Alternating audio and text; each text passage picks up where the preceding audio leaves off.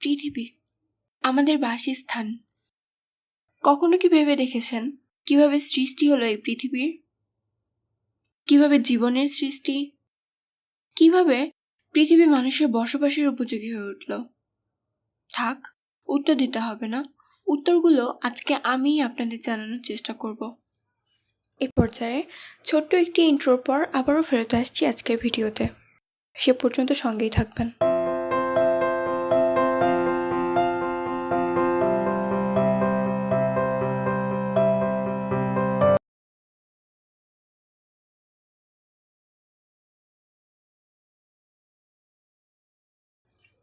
আসসালামু আলাইকুম, আমি কানিজ আফরোজ। আজ আপনাদের জানানোর চেষ্টা করব পৃথিবীর সৃষ্টির ইতিহাস। চলুন একসাথে জেনে নেই। সময়টা আজ থেকে প্রায় 4.6 বিলিয়ন বছর আগের। বিগ ব্যাংয়ের প্রায় 9 বিলিয়ন বছর পেরিয়ে গেছে। এ সময়ে অনেক নতুন তারা জন্ম নিয়েছে এবং অনেক তারা মারাও গিয়েছে। এমনই কিছু মৃত তারার গ্যাস ও ধুলা থেকে নির্মাণ হতে চলেছে আমাদের সোলার সিস্টেম। এই গ্যাসে 99% বেশি আছে হাইড্রোজেন এবং বাকিটা হিলিয়াম। ধীরে ধীরে এই হাইড্রোজেন একটি কেন্দ্রে একত্রিত হতে থাকে। তার ফলে অস্তিত্ব পায় আমাদের সূর্য এবং সোলার সিস্টেম। এরপর 4.5 বিলিয়ন বছর পূর্বে আমাদের নবজাতক সূর্যের চারদিকে ঘুরে বেড়ানো ধুলো, গ্যাস ও পাথরের টুকরো মহাকর্ষ বলের কারণে একত্রিত হয়ে যে গ্রহগুলো তৈরি করেছে তার মধ্যেই একটি ছিল আমাদের এই পৃথিবী। সে সময় পৃথিবী ছিল একটি আগুনের গোলার মতো উষ্ণ। এ সময় পৃথিবীতে না ছিল কোনো বায়ুমণ্ডল, না ছিল কোনো স্থিতিশীল জলবায়ু।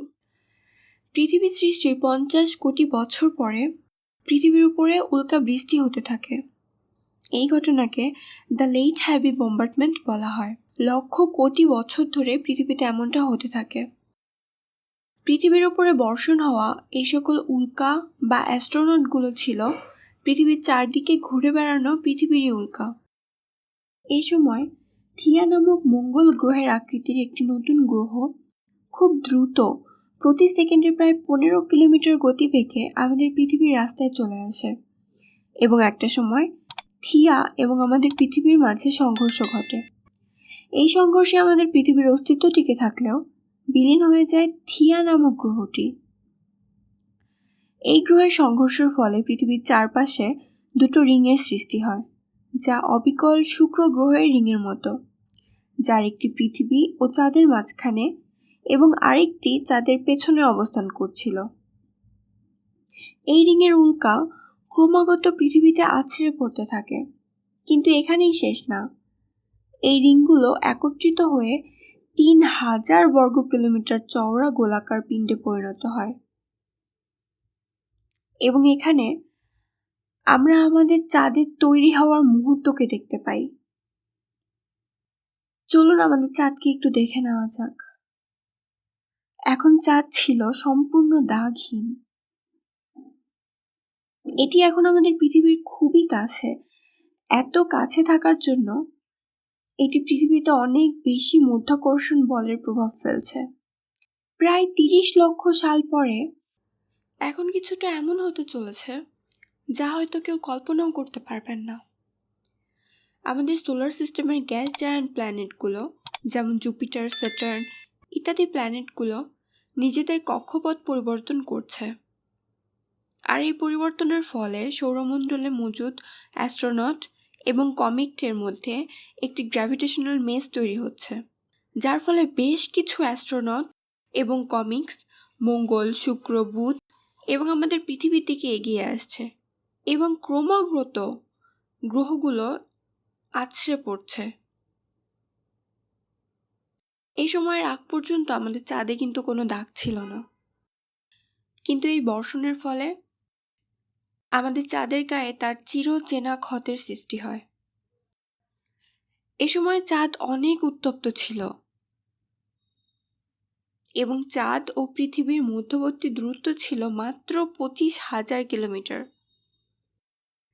এর ফলে চাঁদ তার মাধ্যাকর্ষণ দ্বারা পৃথিবীকে আজকের তুলনায় 25 গুণ বেশি প্রভাবিত করছিল। সে সময় চাঁদ এতটা কাছে থাকার কারণে পৃথিবীর একটি দিনের দৈর্ঘ্য ছিল মাত্র 6 ঘন্টা, এবং এই মাধ্যাকর্ষণের কারণে পৃথিবীতে সে সময় মজুদ লাভার স্রোত বর্তমান সাগরের স্রোতের থেকেও 20 গুণ বেশি উপরে উঠত। Can you imagine? কিন্তু এরপরও ধীরে ধীরে সময়ের সাথে সাথে পৃথিবী থেকে চাঁদ দূরে সরতে থাকে এবং পৃথিবীর ঘূর্ণন গতি কমতে থাকে ও দিনের দৈর্ঘ্য বাড়তে থাকে। এতে করে পৃথিবী আস্তে আস্তে শীতল হয় এবং তার কঠিন সারফেসের সৃষ্টি করে। এ সময় পৃথিবীর বায়ুমণ্ডলে শুধুমাত্র মিথেন গ্যাস দ্বারা পরিপূর্ণ ছিল। কিন্তু লেট হ্যাভি বম্বার্ডমেন্টের সময় যে অ্যাস্ট্রোনটগুলো পৃথিবীতে এসে পড়েছিল সেগুলো বরফের রূপে নিজের সাথে পানি নিয়ে পৃথিবীতে আশ্রে পড়েছিল। আর হ্যাঁ, এগুলোই আমাদের পৃথিবীর পানির উপস্থিতির কারণ বলে মনে করা হয়। এরপর কয়েক লক্ষ বছর ধরে চলতে থাকে বরফের বর্ষণ, এবং সেই বরফ বাষ্প হয়ে মেঘের সৃষ্টি করে, যার থেকে পরবর্তীতে বৃষ্টি হয়। এর ফলে পৃথিবীর তাপমাত্রা কমতে থাকে। আস্তে আস্তে শীতল হয়ে থাকে গলিত লাভার সমুদ্র। ধীরে ধীরে এই লাভা জমাট বেঁধে তৈরি করে পাথর, আর পানি জমে জমে সৃষ্টি হয় পৃথিবীর প্রথম সাগর মহাসাগর। এ সময়ে আরও তৈরি হয় পৃথিবীর প্রাচীনতম খনিজ জিরকন, এবং পৃথিবী একটি শক্ত সারফেস পায়। তবে পৃথিবীর কেন্দ্রে তখনও গরম লাভা উপস্থিত ছিল। পৃথিবীর কেন্দ্রের লাভা পৃথিবীর ওপরের সারফেসের মুভমেন্টের কারণ। এরপর আজ থেকে প্রায় 3.8 বিলিয়ন বছর আগে টেকটনিক প্লেটগুলো অনেক ছোট ছিল, আর এই প্লেটের উপরেই তৈরি হয়েছিল প্রথম মহাদেশ। এ সময় পৃথিবীতে পেনজিয়া নামক একটি মাত্র সুপার কন্টিনেন্ট ছিল। তবে কোটি কোটি বছর ধরে হতে থাকা টেকটনিক প্লেটের মুভমেন্টের কারণে কন্টিনেন্ট একে অন্যের থেকে দূরে চলে যায়। তবে বর্তমানে বিজ্ঞানীরা ধারণা করে আনুমানিক 25 কোটি বছর পরে পৃথিবীর সকল কন্টিনেন্ট আবারও একত্রিত হয়ে সুপার কন্টিনেন্ট তৈরি করবে, যদিও বা সেটা অনেক পরের ব্যাপার। যাই হোক, এই টেকটনিক প্লেটের মুভমেন্টের কারণেই আমরা কিন্তু ভূমিকম্প অনুভব করতে পারি। এমনকি পৃথিবীতে আমরা যে সকল পাহাড়, পর্বত, গিরিখাতগুলো দেখতে পাই তার অধিকাংশই এই টেকটনিক প্লেটের মুভমেন্টের জন্য সৃষ্টি হয়েছে। এদিকে উল্কা বর্ষণের ফলে সে সময় পৃথিবীর ভূমধ্যে পানি ও কার্বন সৃষ্টি হতে থাকে, যা ছিল পৃথিবীর আবহাওয়া সৃষ্টির প্রথম ধাপ। এই সময় পৃথিবীর অভ্যন্তরে গলিত লাভা পৃথিবীর ভূগর্ভ ভেঙে বাইরে আসার চেষ্টা করছিল, যার ফলে পৃথিবীর বাইরের পানি ভেতরের অংশে ঢুকছিল এবং পৃথিবীর ভূমি গরম লাভা দিয়ে পরিপূর্ণ হচ্ছিল। তখন পৃথিবীর বাইরের অংশে একটি ম্যাগনেটিক ফিল্ড সৃষ্টি হয়, যা পৃথিবীকে কসমিক রে থেকে বাঁচাতো। এরপর প্রায় লক্ষ কোটি বছর ধরে পৃথিবীতে বৃষ্টি হতে থাকে এবং পৃথিবী পানিতে ঢেকে যেতে থাকে। আর হ্যাঁ, এই পানিতেই সৃষ্টি হয় জীবনের প্রথম ধাপ। সময়টা আনুমানিক আজ থেকে 3.5 বিলিয়ন বছর আগের। হাইড্রোজেন, অ্যামোনিয়া ও মিথেন একত্রিত হয়ে অ্যামিনো অ্যাসিড তৈরি করে এবং পৃথিবীর ভূপৃষ্ঠে তৈরি হয় ফ্যাটি অ্যাসিড। পরবর্তীতে অসংখ্য ফ্যাটি অ্যাসিড একত্রিত হয়ে প্রোটোলাইফ মলিকিউলাস সৃষ্টি করে এবং পরবর্তীতে এই মলিকিউলাসে আরএনএ যুক্ত হয়।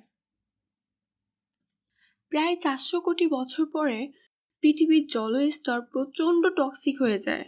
এই সময় অনেক প্রোটোলাইফ মারা যায়। তখন শুধুমাত্র কিছু সংখ্যক প্রোটোলাইফ বেঁচে থাকতে সক্ষম হয়েছিল, যারা ওই পরিস্থিতিতে নিজেদের মানিয়ে নিতে পেরেছিল। পরবর্তীতে এককোষী জীব একত্রিত হয়ে বহুকোষী জীব সৃষ্টি করে। এদের মাঝে ডিএনএ এর অস্তিত্ব লক্ষ্য করা যায়। ডিএনএ, যা এক প্রজন্ম থেকে অন্য প্রজন্মের বংশগতির ধারক হিসেবে কাজ করে। আর এই প্রক্রিয়ায় পাথরের উপর জন্মানো সায়ানোব্যাকটেরিয়া বা নীলচে সবুজ শ্যাওলা থেকে প্রথম অক্সিজেন উৎপন্ন হয়। আস্তে আস্তে পৃথিবীতে অক্সিজেনের পরিমাণ অনেক গুণ বেড়ে যায়।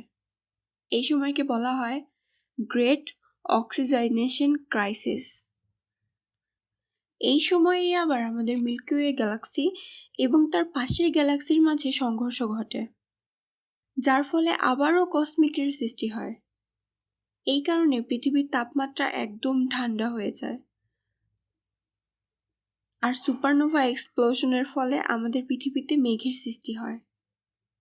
এভাবে আস্তে আস্তে আমাদের পৃথিবী জীবন ধারণের জন্য উপযুক্ত হতে থাকে।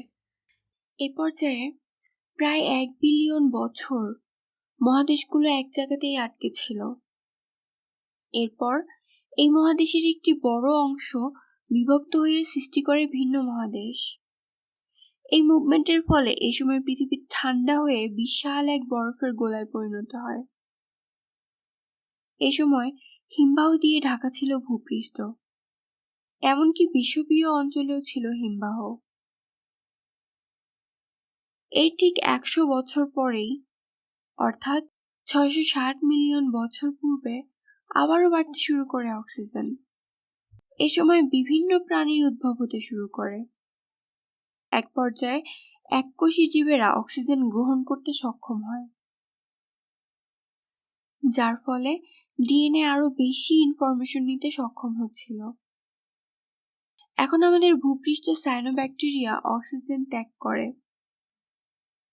ফলে বায়ুমণ্ডলে অক্সিজেনের চাহিদা পূরণ হচ্ছিল। এদিকে বারবার লক্ষ কোটি বছর পর পর সুপারনোভা এক্সপ্লোশন আমাদের পৃথিবীকে একবার বরফে ঢেকে দিচ্ছিল, আবারও বরফ গলিয়ে স্বাভাবিকে ফিরিয়ে আনছিল। এভাবে লক্ষ লক্ষ বার সুপারনোভা এক্সপ্লোশনের ফলে পৃথিবীর উদ্ভিদের সৃষ্টি হয়।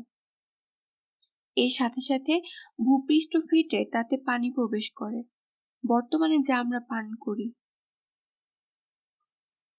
এই সময়ই ভূপৃষ্ঠ আবারও উপরে উঠতে থাকে। তারপর শত শত বছর বৃষ্টির ফলে আমাদের পৃথিবী উদ্ভিদে ঢেকে যায়। এবার সমুদ্রের গভীরে চলতে সক্ষম এমন কিছু জীবের অস্তিত্ব লক্ষ্য করা যায়। এরপর আস্তে আস্তে লক্ষ কোটি জীবের সৃষ্টি হয়, যারা সমুদ্রে বসবাস করতে সক্ষম। এই সময় অবধি জীবনের অস্তিত্ব শুধুমাত্র পানির নিচেই হয়ে উঠেছিল। এখনো মাটির উপরে কোনো জীব সৃষ্টি হয়নি। প্রায় 600 মিলিয়ন বছর আগে ভূপৃষ্ঠের মাটি পরিবর্তন হতে থাকে এবং সমুদ্রের পানি কমতে থাকে। এ পর্যায়ে হাইকুইস্টিস থেকে পিকায়া, পিকায়া থেকে প্রিপানস্পেস, এভাবে পর্যায়ক্রমে আস্তে আস্তে 4 পাই প্রাণীর সৃষ্টি হয়। এরপর এই 4 পাই জীব ধীরে ধীরে পানি থেকে মাটিতে হাঁটতে শুরু করে। এই সময়েই আমাদের সোলার সিস্টেম নেবুলার মধ্য দিয়ে অতিক্রম করছিল, যার কারণে আমাদের পৃথিবী অসংখ্য কসমিক রের সম্মুখীন হয়। এতে করে পৃথিবী আবারও বরফে ঢেকে যায়। তখন এই আবহাওয়ায় জীবেদের টিকে থাকাটা আরো চ্যালেঞ্জিং হয়ে পড়ে। কিন্তু এই যাত্রায় তারা টিকে থাকতে সক্ষম হয়। ম্যামেলস ও রেপটাইলস প্রজাতির প্রাণী এই তাপমাত্রাতেও জীবন বাঁচাতে সক্ষম হয়। ফলে তারা পানির পরিবর্তে ভূপৃষ্ঠে বসবাস করতে শুরু করে। এর থেকেই ভূপৃষ্ঠে বসবাসকারী জীবের অস্তিত্ব শুরু হয়। এই সময় পৃথিবীতে ডাইনোসরের অস্তিত্ব আসে।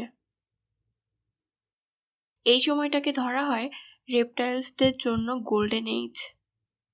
এই সময় এইচআই আর ম্যাগমার জন্য আমাদের পৃথিবী বারবার বিভক্ত হচ্ছিল, যার ফলে ডাইনোসরদের প্রজাতিও বারবার বিভক্ত হয়ে যাচ্ছিল। এজন্য ডাইনোসরদের বিভিন্ন প্রজাতি লক্ষ্য করা যায়। তখন এক প্রজাতির ডাইনোসর থেকে সৃষ্টি হয় প্লেসিয়াডেগিস নামক অন্য জীবের, যার অস্তিত্ব ছিল বানরের মতো।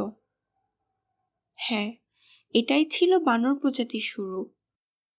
এরা সাউথ আমেরিকা, আফ্রিকা ও ইন্ডিয়ান সাবকন্টিনেন্টে বসবাস শুরু করে। এই সময় আমাদের পৃথিবী আবারও সংঘর্ষিত হয় এক বিশাল বড় 10 কিলোমিটার দৈর্ঘ্য বিশিষ্ট মেটেরয়েডসের সাথে, যার ফলে পৃথিবীতে ডাইনোসরের সমাপ্তি ঘটে। এই সময় গুহা এবং গভীর গর্তে তখনও বেঁচে থাকতে সক্ষম হয়েছিল কিছু ইঁদুর আকৃতির রেপটাইলস ও কিছু বানর, যারা পরবর্তীতে আবহাওয়ার পরিবর্তনের সাথে সাথে নিজেদের পরিবর্তন করতে থাকে এবং সৃষ্টি হয় বিভিন্ন প্রজাতির ভিন্ন ভিন্ন বানরের। তবে বানরের কিছু বৈশিষ্ট্য ছিল যা তাদের অন্য প্রাণীদের থেকে আলাদা করত। এরা ধীরে ধীরে আফ্রিকা থেকে পৃথিবীর বিভিন্ন প্রান্তে ছড়িয়ে পড়তে শুরু করে, আর এই প্রক্রিয়ায় কালের বিবর্তনের সাথে সাথে আমরা পাই আমাদের চিরচেনা পৃথিবী। ভাবতেই কেমন অবাক লাগে, তাই না? কিভাবে শূন্য থেকে সৃষ্টি আমাদের এই পৃথিবীর। যাই হোক, এই ছিল আমাদের পৃথিবীর সৃষ্টির ইতিহাস।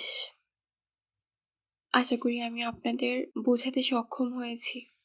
1, 2, 10, 100 বছর না, লক্ষ লক্ষ কোটি বছর সময় ধরে বিবর্তনের ফলে আমরা আমাদের পৃথিবী পেয়েছি।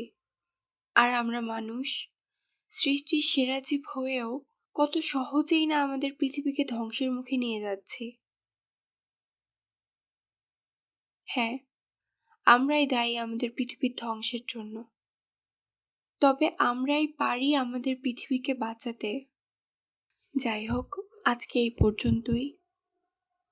ভালো থাকবেন, সবাইকে ভালো রাখবেন, সঙ্গে পৃথিবীটাকেও।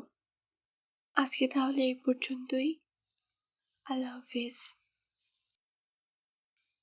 আর হ্যাঁ, wait, do subscribe please. Thank you.